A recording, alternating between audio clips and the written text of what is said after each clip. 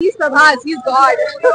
We all love him. And that's why I think the audience was like so great inside. It almost felt like it was a new movie altogether. The experience was phenomenal for us. How many times you watched it about it? I've seen so many times on the TV. I saw first time also in the theater, but this is like something else altogether. Watching like both the parts together, you don't have to wait. Ki katta ko kisne mara?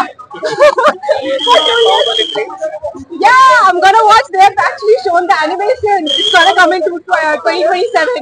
చిన్నప్పుడు ఉన్న శివుడు అడుగుతాడు పైన ఏముందమ్మా అని అడుగుతాడు. అప్పుడు cut చేసి ఇట్లా జలపాతం నుంచి తీసుకెళ్లి బలాల్ దేవుడు ఎంట్రీ పెడతాడు మహేశ్వరి చూపించి.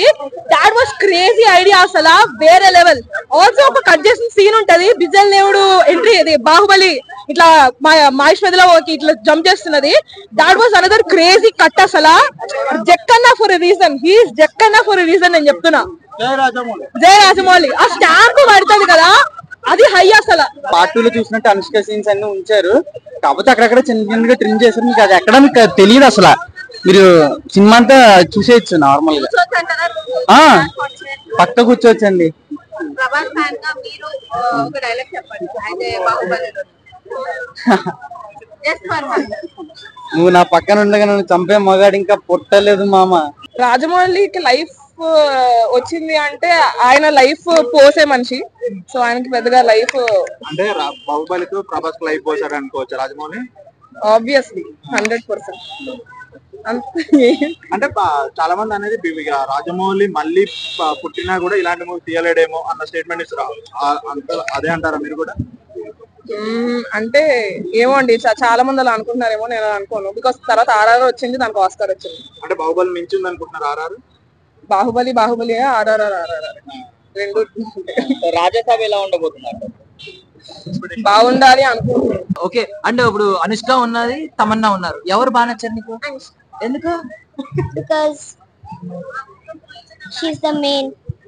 మెయిన్ రోల్ అనా? మరి రమ్యకృష్ణ గారు కూడా మెయిన్ రోలే కదా.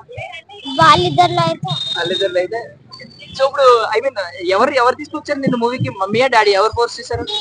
నేనే ఫస్ట్ చేశాను. సినిమా ఎలా అనిపించింది? సూపర్ ఉంది అసలు. సూపర్ ఉందా? 3 hours 45 minutes 4 hours కూర్చున్నాను థియేటర్ లో. అవును, బాగుందా? సూపర్ ఉంది. ఎక్కడ బోర్ కొట్టలేదా? అసలు బొరగట్లేదు. ఏ సాంగ్ బాగా నచ్చింది?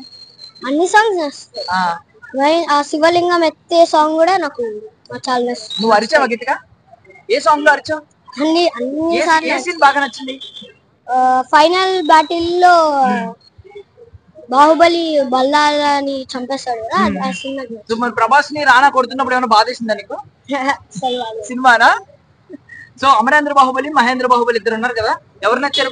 పెద్ద ప్రభాస్. అమరేంద్ర బాహుబలి 3 ఏం లేదు, ఫైనల్ బాహుబలి ఎపిక్, ఇదే సూపర్ హిట్.